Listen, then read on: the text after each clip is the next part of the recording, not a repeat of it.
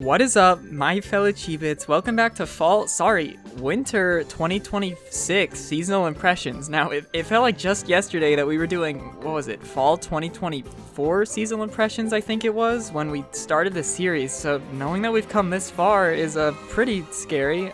Now, the reason I'm in fall 2025 right now is because I thought it'd be cool to maybe look through and give my thoughts on everything that came out last season and then compare it to winter 2026, because I actually haven't seen anything that's coming out next season, so this is going to be more of like a blind reaction type of thing. For this season, there was a pretty good amount of stuff that came out that was good. Katawa Shoujo had an 8.8 rating, and I'm still watching it. I'm only on episode 3, it's still airing, but there was some other stuff too, like K-Off, which I haven't watched because I still am actually trying to finish K-On first.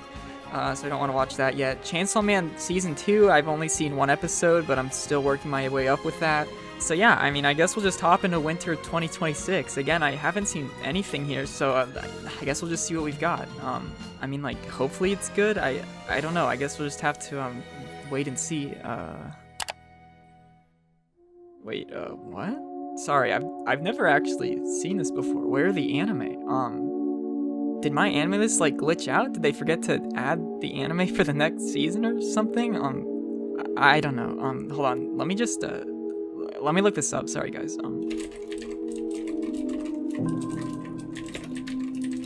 All right. Sorry about that delay, guys. It looks like I might have found out what's going on. Let me just drop this over. All right, guys. So I found this article, and it looks like this might be what we need to see. We ran out of anime. Wait, what? Wait, this has to be like hyperbolic or something. Mappa has declared bankruptcy, leaving the anime industry in shambles, and it looks like this was uploaded today. Wait, what? Hold on, maybe we have to read it first. Let's see.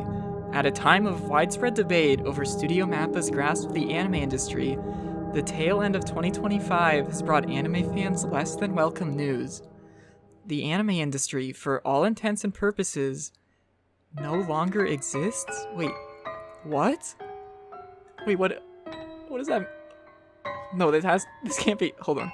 Founded by Masao Murayama, a prior producer and co-creator of the anime studio Madhouse, Mappa entered the scene with humble beginnings, first making its mark with anime like TQ and their first feature film, In This Corner of the World. However, in the last half or decade or so, Mappa's hunger for more than they could chew has caused the rest of the industry to fall out of favor. Now, this is true. I mean, we've seen this in the last 2 seasons. I've seen mainly just Mappa making, I think, everything, actually. Like, I know spring 2025 was a pretty weird season because we just didn't have anything, and that I didn't make a video that season because there was just literally nothing to talk about, and I thought that was just like a one-time thing, but I don't know anymore. Let me just keep reading. Fans fond of the signature Mappa cinematic style, seen in the likes of Chainsaw Man, have protested against competitor studios such as Kyoto Animation, Studio Trigger, and A1 Pictures for not being serious enough. Okay, in case you guys don't know what this Mappa cinematic style thing is, I think it was a few years back in 2022 when the first season of Chainsaw Man released.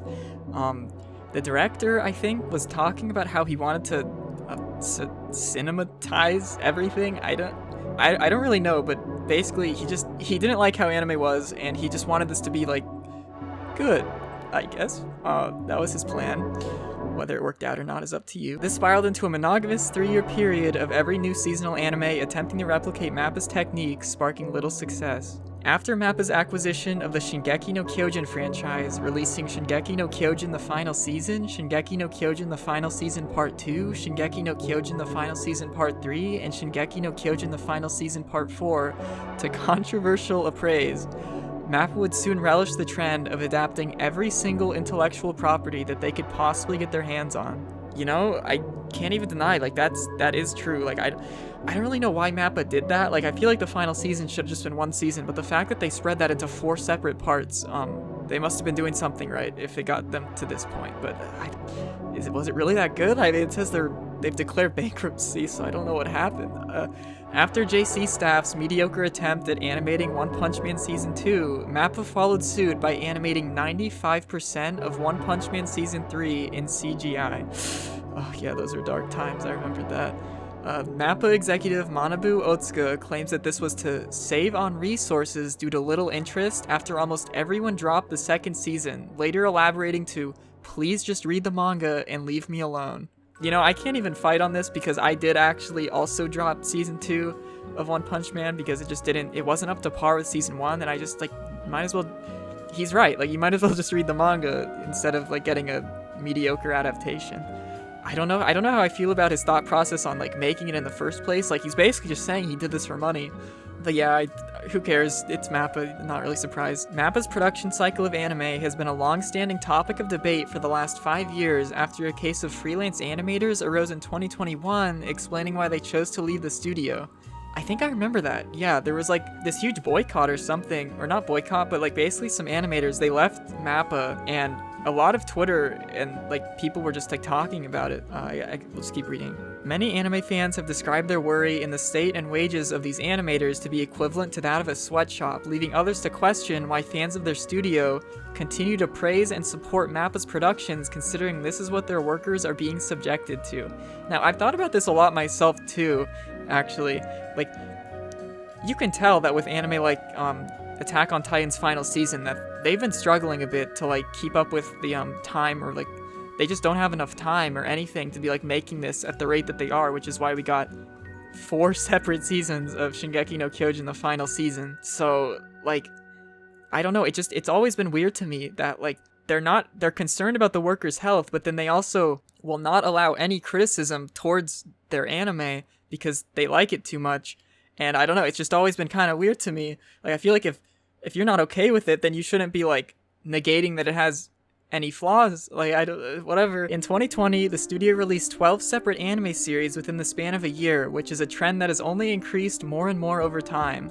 I think that was the year that they released Jujutsu Kaisen, The God of High School, I think it was called, like all that stuff. That was a year. I don't know how they did that. Within 2025 alone, the steady incline has reached a point where Mappa has capitalized on their trend by producing every single anime to be released in the last 2 seasons. I think I was talking about that earlier this video actually, that yeah, the last 2 seasons have been solely comprised of Mappa anime. If you go back, you can see that this has been a pretty slow escalation over the last 2 years or so. Ever since 2024 began, we started seeing this slow escalation of more and more Mappa anime.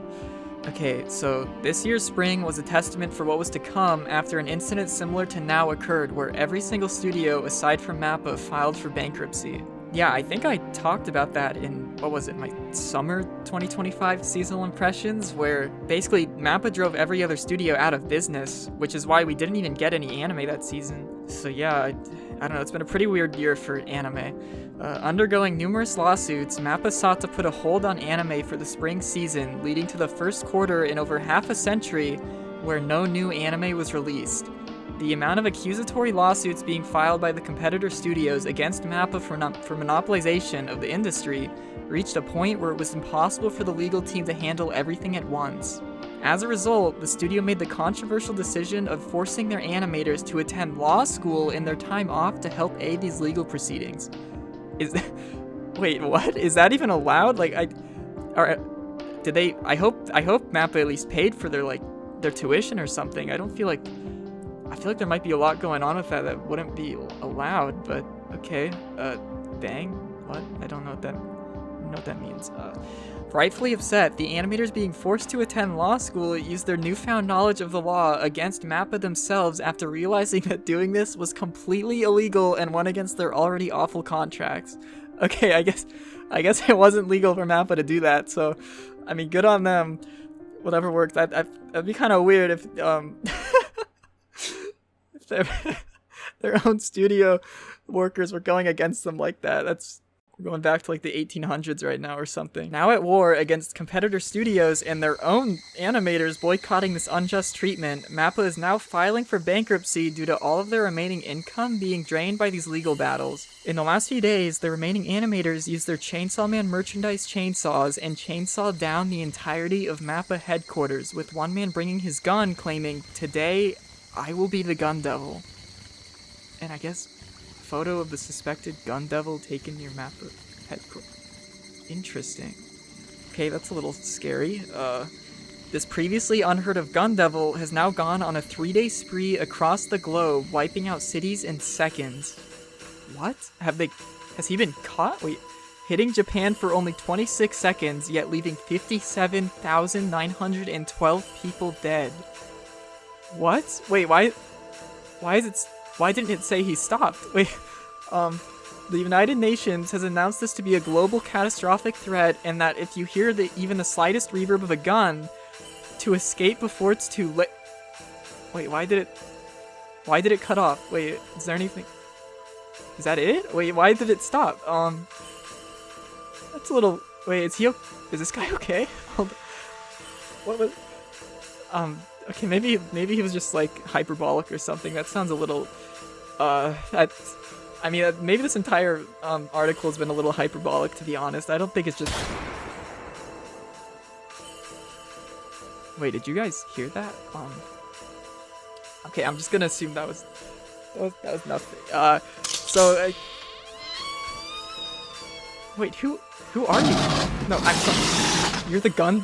No, I didn't mean it like that, dude. I was just reading the article. I wasn't trying to say that like you should like be locked behind bars or anything. Man, I'm so Blood? What? Wait. Where's my legs? Why do you have my... Is that my leg? No. I'm sorry. I didn't mean... I'm sorry. No. Oh no. Hold on, wait. Look. Please, just let me read my patrons first. Okay. Thank you to my Super Mega Bazooka Ilya fan. Why do you ask? And thank you to my Super Mega Ilya fans. The Epic Droid, Sheena, Red Raccoon, Omar, Min Macho, M-Hub47, Cal, the Epic Shit, I already said your name, Emma, Eat Rats, Aria on the Planet, Bruno Bucciarti, and Al Carenci, and thanks to all my other patrons.